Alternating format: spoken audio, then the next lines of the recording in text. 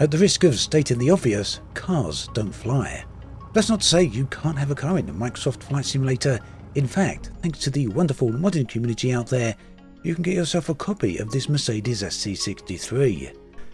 Now, this isn't the only thing that's available from the modding community. There's a whole wide range of different things, many of them very much related to flight simming, whilst others are a nice fun addition, like this particular car mod.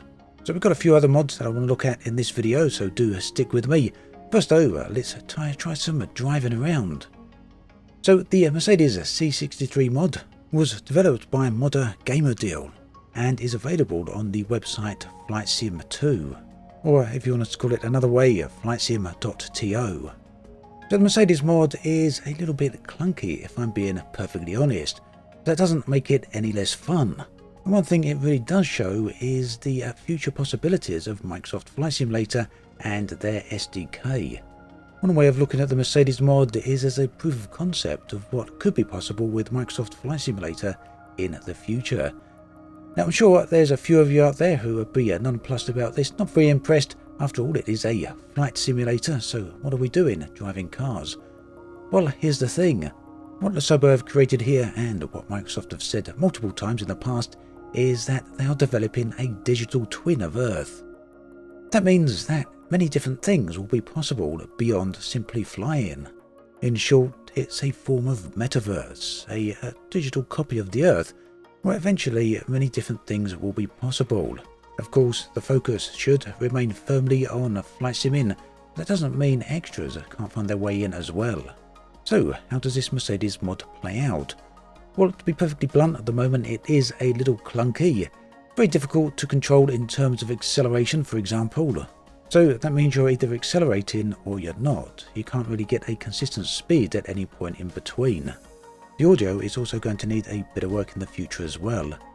But this really is no bad thing. The developer has showed some active commitment to further developing this mod, and have showed some quite active commitment, or communication rather, with the community. So I fully expect to see this further refined in the future. And I also expect to see other mods pick up this concept and run with it, and just see how far it can actually go. Bottom line then, I'm very impressed with this mod, with what it's managed to achieve, considering that Microsoft Flight Simulator is not a driving sim, so great work to Gamerdeal out there. Well done. So if you want to check this out, do take a look at the links in the video description. Very easy to download and install.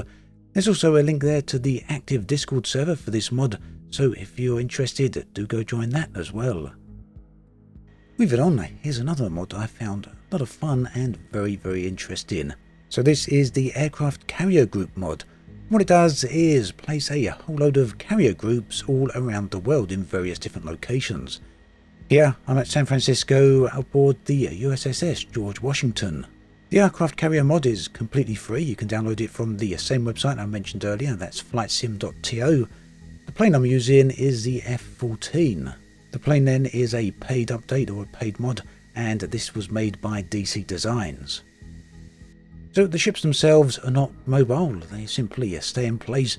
What they do is act as, well, basically runways and airports.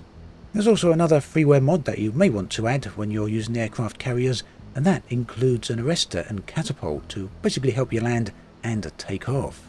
Now, I really did enjoy using these with the jet fighters, but there's nothing saying that you actually have to stick with a jet fighter. You could of course try out with other planes, although you may find the relatively short runway a little bit difficult.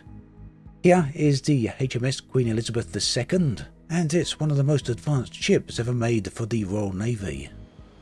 So another thing to try out in Microsoft Flight Simulator. One thing you may want to try out with this is flying between various carrier groups, taking off from one and landing at another. If you do try out the mod, which again you can find in the video description, you may be wondering how to locate the various different carrier groups. These can be located by a handy Google Maps, which I'll also link below. You can find pretty much every carrier group that's been added in. Now, if you want to try something a little bit more gentle and a little bit more peaceful, then gliders might be for you. Gliders aren't yet officially supported with Microsoft Flight Simulator. That's not stopped the modding community from adding them in anyway. This then is the Discus-2b and it's a very peaceful and a tranquil thing to fly. You can also get some added depth by using another freeware mod, much like you do with the aircraft carrier. In fact, you can actually use the same mod here, and this will add in thermals as well as the ability to winch and tow your glider. Now, thermals are not entirely straightforward to set up. There's plenty of instructions on the website on how to do that, but if you need a future video on this, do let me know in the comments section, and it's something I can return to at a later date. In short then, there's plenty to be checking out with mods in Microsoft Flight Simulator. The sim, of course, has been out a year now, and that's quite a bit of time for that community to grow, and it's certainly developing and growing very nicely. That said, the software development kit for the sim is still, relatively speaking, still quite early on in its development, so over time this should improve, and mods for the sim should continue to improve likewise. If there's any mods you'd like me to check out, do let me know in the comments section. I'd love to hear from you. As always, thanks for watching, and I'll catch you guys and girls next time.